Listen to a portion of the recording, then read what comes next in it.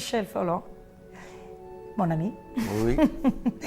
Innanzitutto, per un artista che è abituato a vivere in mezzo alle sue opere dentro l'atelier, vederle in un'esposizione significa spesso rivederle, scoprirle.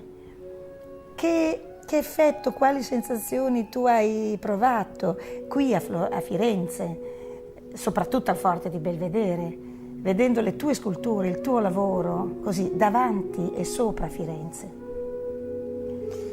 L'atelier, qu'est-ce que c'est qu'un atelier d'un artiste? C'est l'intérieur de sa tête, c'est-à-dire c'est une chose pleine de désordre. D'ailleurs, mon désordre, c'est mon ordre. Donc personne ne peut rien comprendre dans mon atelier parce que mon atelier, ce sont des points de repère et des points de départ possibles pour des créations. Mais il est évident que quand je fais une exposition, c'est essayer de mettre un peu d'ordre dans mon désordre. C'est-à-dire il faut répertorier les choses, il faut les regarder, il faut les trouver des dimensions, trouver des titres, enfin faire des choses très sérieuses à propos de choses très spontanées. Et c'est un véritable travail de faire une exposition. Et pour moi, c'est même très contraignant.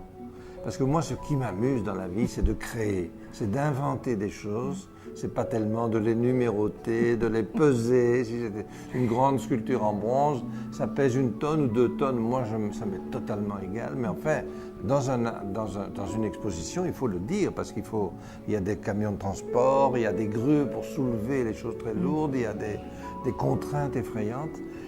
Et en même temps, c'est très curieux, je suis tout à fait d'accord avec ce que tu dis, c'est qu'au fond, quand je vois, par exemple, mes sculptures dans un parc à Florence, c'est comme un premier regard, c'est comme si je les découvrais. Pourquoi?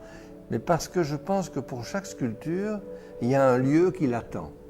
Il y a un lieu parfait qui l'attend, pour qu'il y ait un dialogue entre un espace, entre même je dirais entre des fleurs, entre des plantes, entre un jardin, entre les coupoles de Florence, et ça devient une chose très